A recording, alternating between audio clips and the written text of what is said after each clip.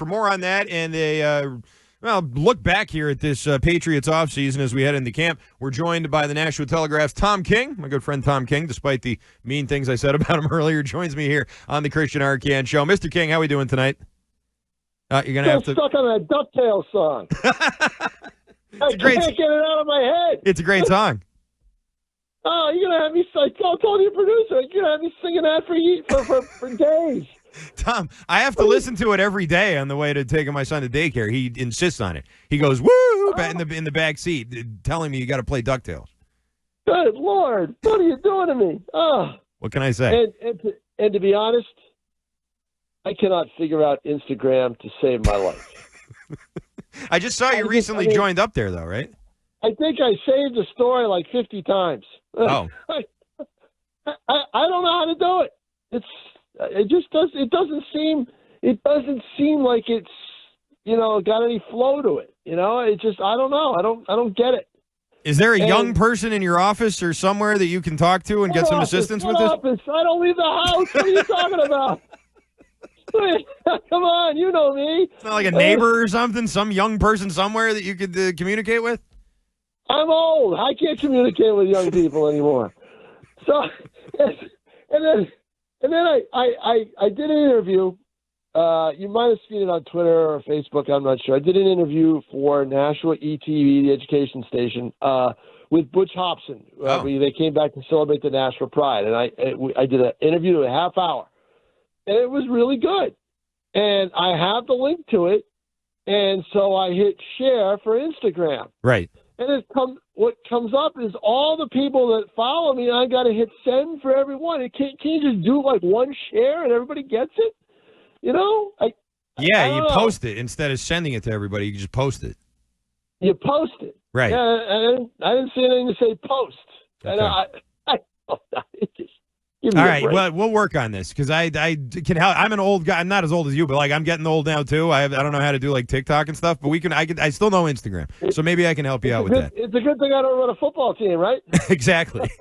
Speaking of the careful about Arcand though, his feed is a little bit weird on That's IG. True. My Instagram feed is all rappers, basketball highlights, stand-up comedy, and big booty hoes. Tom, if you can believe that. I saw it. It scared me. Yeah. I stayed away. Yeah. All right, let's talk about this Patriots team here, a team that has expectations that I feel like have grown the further away we've gotten from the moves that they made in the offseason, and I'm a little confused by that. I'm a little confused by how upgrading the defense and then on offense entrusting all these important roles to these rookies has got everybody so bullish on the team right now. Well, I mean, the biggest role is left tackle, and that's really the only rookie that I'd be really concerned with. I also think that Trevion Henderson is going to be a guy that they're going to like. I mean, and they'll bring him along slowly, but I guarantee you he's going to touch the football some game, and he's going to take off and be on a highlight reel. That's the way it is. But here's why the expectations are what they are. That schedule is as soft as a baby's behind. It's the easiest. You know me, I'm a Giants fan. They have one of the toughest schedules in the league. They won 3 games. The Patriots won 4, and they got what the league has designed things to be for them to have an easy schedule. Right. And they have one. And they have an easier division, too, though. That's part of it. I mean, outside of Buffalo. Right. If you look at the division, Buffalo, Buffalo should win it hands down. But I tell you right now, I think the Patriots right now, on paper, in my mind, the way they're run, and because the Jets are the Jets, and you don't know how that's going to go, I'd have more confidence saying the Patriots could be second in the AFC East. Now, what that might not be a big record, but to me, the Dolphins are going to finish last. And they're tearing apart what had been a good team. And the Jets, I don't, they've got talent. They're supposed to have all this talent, but it never works out for them. So, to me, the Patriots are a legitimate team that could make the playoffs with that schedule. And don't forget, there's more teams making it now than there were a couple of years ago. So, But the Jets and Dolphins have easy schedules too. The AFC East, they all play the same team, so like they're, you know what I mean? Like it's not. Dolphins are not going to be. I don't think the Dolphins are going to be a very good team. I mean, there's a lot of chat about the coach, the whole bit. I mean, he could be the first coach fired, and I think he's a good coach. At least a good offensive coordinator, but I think he's a good coach. But I don't, and I think Aaron Glenn's going to do okay with the Jets. I just don't know if I trust their quarterback very much. So right now, the Patriots, to me, I think could finish second in the AFC East. I really do. And if you say that, then you say, okay, well, how many wins? You figure, you're just doing the math now. I mean, they haven't played a game, they haven't done anything. We haven't gone nuts over, Drake May throwing a pick in practice or anything like that yet. But they could win 8 games with that schedule. They could win 9 games with that schedule. They might even win 10 games with that schedule. Who knows? That's, 10's a lot. That would be 6 more than last year. You're talking playoffs. It's going to have to be around 10, I would think. Well, let me ask you this. Now, granted, they had a premier quarterback who played, his rear end off.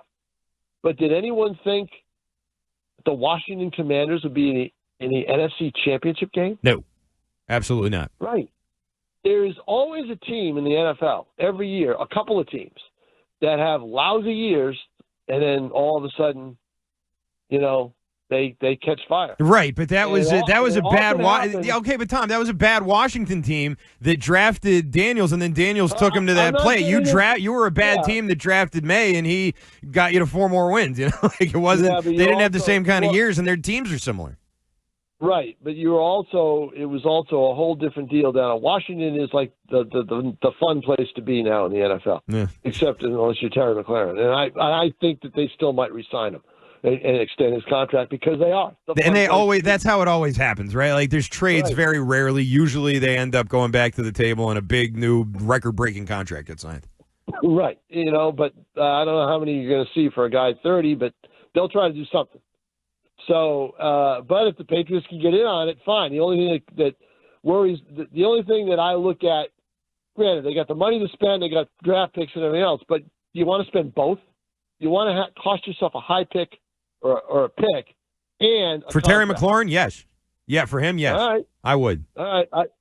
If he's got to see, for me, I guess I look at the NFL in a whole different way than I look at other sports. For me in the NFL, if there's a 3 in front of it, I get scared. If there's a 2 in front of it, okay. And I'm talking about the age.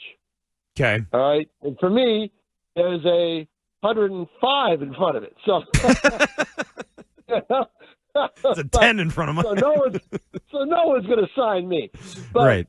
But for in the NFL, I get scared about that stuff, and that's. For dealing out a big contract and costing yourself a big draft pick. $60 million in cap space, though, Tom. You can do it and still have plenty of room. It's not like we're talking about handcuffing the organization for a decade here. We're talking about 3 to 5 years and still having money left over. Oh, I don't know if you're talking about 3 to 5 years for or 2 to 3 or whatever it is. Receivers fall. Look at all the receivers that the Patriots were always chasing, and then would turn them down and everything else. None of them are really that great right now, and that was 3 years ago, 4 years ago. Receivers fall. There's like a waterfall. Who are you talking about that's not great right now? Because A.J. Brown's great. There's a lot of guys who were great that I wanted the Patriots to get. Yeah, but there's there's some other guys that they were after years ago that just aren't, and I don't know. I just don't like going nuts over a football player or receiver who's got a 3 in front of it. But that's just me. I'd rather get a younger guy. See, the thing is, and this is the reason that all these things you're chasing other guys from other organizations. Right? Why? Because you couldn't draft the guy that other teams might want to chase. Well, yeah, right? You missed in the draft, and also no one wants to come play here. That's the other thing. Well, that's the other thing. That's the other thing is how are you going to get guys to want to come play there? You got to pay them. You got to pay them a lot. They'll go anywhere where the money is, where the guaranteed money is. and they'll go. That's how it works. Now, granted, New England's not Not a great Chris spot. Godwin. Chris Godwin took a $10 million haircut to stay in Tampa. Yep, but he was familiar there. He liked it in Tampa, the whole bit. Right, because they don't like it in New England. No one wants to come live here. That's what I'm saying. Yeah, but either way, true. when you talk about acquiring these guys, when you trade for somebody and then extend them, that's how you do it. You don't give them the choice, right? Like if Terry McLaurin has a choice of where he wants to go, he'll probably pick some other team. Well, true. But I think every NFL player almost has a choice because they'll say, I'm not going there. We had the same argument, I feel like, about Cooper Kupp, didn't we? Didn't we have this exact argument? Yeah, we had it all about Kupp, and I still think they did the right thing. But we'll see. We'll see how it works out. Steph Diggs the right thing? I thought he was the right thing before he's on Cardi B's boat. Before the Pink Panthers showed up, Before he went to the Pink Pony Club. Yeah, I don't know. I mean, I'm sure he learned his lesson I'm sure Vrabel was pretty clear with him. But see, that's the other reason why there's so much optimism. And you heard what Gronkowski said. Vrabel is in a lot of minds a difference maker. And it's too bad. I thought Mayo might be that, but it just didn't work out. But Vrabel is. Now, Vrabel won't say some of the dumb things that Mayo did, the brutally honest dumb things that Mayo said. Which is sad for us, by the way, because that was big for us last year. Because they were great. But Vrabel will have a couple of digs in there. He'll have a couple. Yeah. Vrabel is the closest thing to Bill Parcells that we have seen since Bill Parcells left the Patriots. And that's the way he's going to be when he talks. And you're gonna see it. You'll see it. He'll slip a couple of times here and there, and come up with some pretty good one-liners. All right. Before we let you go, Tom, since you mentioned Bill Parcells, the Belichick Kraft feud has hit another level here with Kraft. I thought paying a compliment to Bill and Bill firing back, guns blazing, freedom rockets flying. What's your take on the old men fighting? Well, first of all, I think I saw a fight like that the other day in the home. But I over the last tapioca pudding in the cafeteria. Privacy rules, the tapioca fight. I think that's they started to fling the tapioca at each other. But the thing is Kraft was right. Kraft has said that for many years because everybody did say, because I covered it, I was there. Mm-hmm. Everybody did say, don't hire this guy. He's not good. He's not good as a head coach. And other people were saying, don't go to New England because you're going to have to deal with, a lot of red tape and ownership meddling. And they were both right. That's the funny thing about it. They're both right. That's such a riot about it. Yeah. And they can nitpick all the way to the Hall of Fame, and see which one gets in first. It'll be a race. Belichick will get in before Kraft. Is Belichick going to get a statue, do you think? No. No statue for Belichick? No statue for Bill. No. Honestly, he deserves one. Maybe a bobblehead. They should have Bill Belichick bobblehead day. Yeah, they should. I feel like that's a little undignified compared to the Tom Brady statue, but whatever. I mean, listen, that's the way it works. I got a bobblehead. Why can't Belichick? I remember that. Right? I was there exactly. At Holman Stadium for Tom King bobblehead night. What a night that was! I know it. Well, Tom, it's great to talk with you as always, my friend. Come back anytime. All right. Definitely will. And I'll be singing that same song again. I'm telling you. DuckTales. All right. That is Tom King, Nashua Telegraph, joining us here on the Christian Arcand Show. Always a good time talking with King.